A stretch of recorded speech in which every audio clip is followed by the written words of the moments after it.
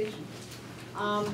I didn't get a chance to look at this, so can you give us some background? Because I really didn't get a chance to get into detail. Yes, take out two.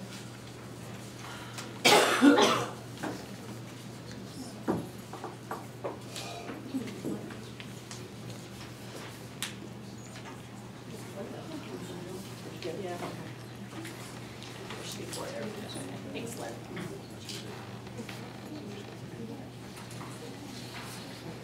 The Fringe Benefits and Compensation Commission met for 3 dates, 2 in December, 1 in January.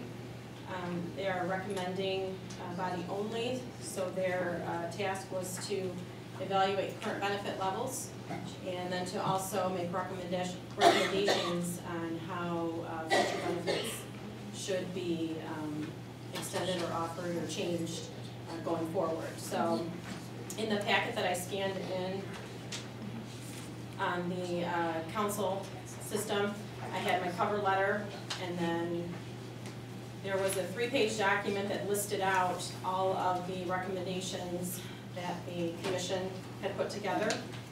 And it was broken out into full-time electeds, which would include our mayor, treasurer, and clerk during the time of office.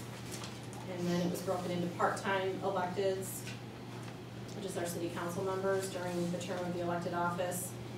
And then it broke retirees into 2 groups as well, full-time and part-time. So the 3-page document encompasses what the commission had put together as recommendations.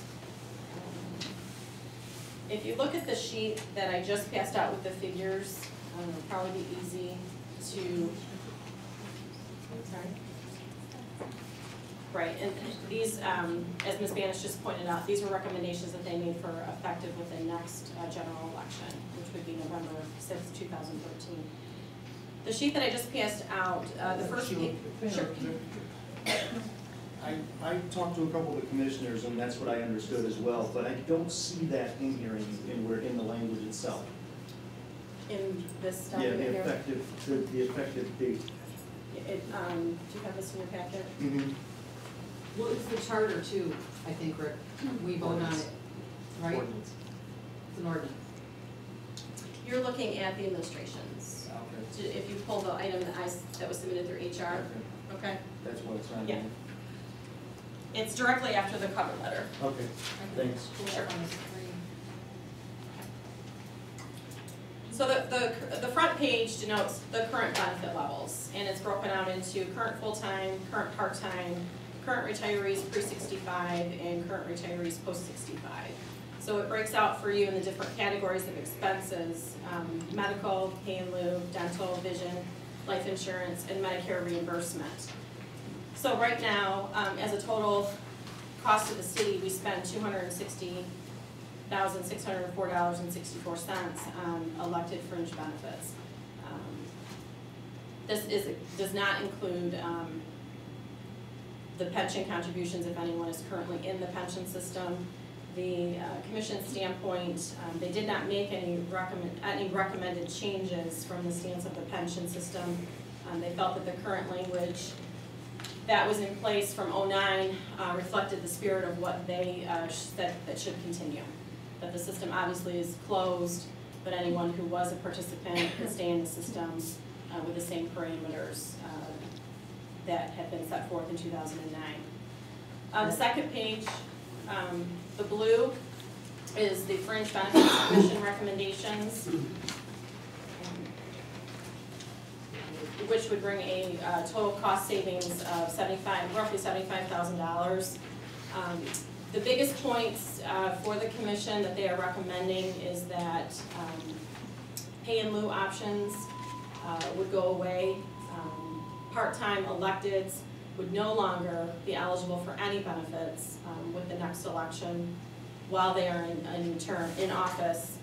And current retirees that are post-65, they recommended that they switch from, most of the retirees are taking Blue Cross Blue Shield, and it is a supplemental plan that we are purchasing because they are already Medicare primary. Once you become 65, whether you have HAP or Blue Cross, you become Medicare primary. So Medicare becomes your primary, and whatever fully insured policy that we're purchasing for you becomes your secondary. Some of the research that we presented, that HR presented to the commission, the one that they liked the best was this 2003 standard group benefit and rate summary. This is an example of a Medicare supplement that could be purchased that would bring a substantial savings to the fringe benefit costs, but still afford the city to purchase the coverage for the post-65 retiree. It does include the medical as well as an RX plan. So those are the highlights to the changes that they have proposed. Now, I also included in the packet that I scanned out were the legal opinions that indicated, number one, that as an elected, that yes, city council as a legislative body could change the benefits because they're not under a collective bargaining agreement. So this legislative body does have the authority to change the benefit levels. The other opinion that was from Gianmarco, Mullins, and Wharton indicated that the Fringe Benefits and Compensation Commission, when it gets to the fringe benefit side, is really just a recommendatory body. This council would have to take action to change any of the benefit levels. It is not just, well, we're just gonna receive and file it and take no action so they become effective. No, as the legislative body, you do have to make a resolution and vote on it for any changes to become effective. So we've provided you with what the Fringe Benefits Commission has suggested and recommended, but then also we have the administration's proposal, and Councilman Sellers, that's what you had. Can I ask you a question? Yes. Sure. If someone retires before November, does this affect them? Anything before November of this year is not affected. Right, until this council takes action and actually, If the council approves this tomorrow, from the Fringe Benefits Commission, if we approve this tomorrow, does it affect anyone prior to November? if you are, the language in the current level of benefits states that if you are currently a member of the defined benefit system, that you would be eligible for benefits. And those parameters, as I said, are staying the same. The Fringe Benefits Commission did not make any recommendations for those changes. And I believe you have to have 15 years of service. No, what I'm saying to you, I'm simply asking, if someone retires before November of this year, when this becomes effective, before the election, are they categorized in any of this? Because this would not take effect until November 6, 2015.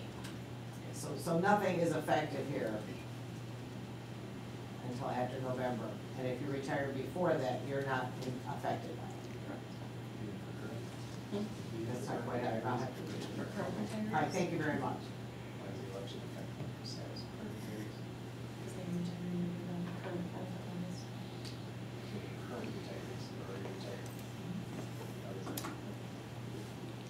The post 65. Not till November 6. But November 6th, will the current retirees be affected by those the post-65 people? You're gonna change their plan, is that what this is voting on? Are we voting on changing their plan? For On November cost 6, saving? 2013, if you adopted the Fringe Benefits Commission's recommendations, Okay, the current retirees, they recommended would, if they're pre-65, they would continue to have the Right. benefit that they had. okay. If they're post-65, they would move to a Medicare supplement plan. And Oh, the they're city- not already on that? And the city would pay that, is that Thought correct? they were. My question was asking, what does the election have to do with current retirees? Yeah, why? Why would it wait till November 6th related to current? Because that's because the charter says all this stuff takes effect. The pleasure. The charter doesn't speak to it, it's the ordinance, the charter said. Pardon? It's the ordinance Well, relates to the election. but whatever, where it says the compensation, it says any changes they make become effective after the election. I knew that, but I was trying to read into exactly, it's a little more complicated than normal, what we're getting, so I would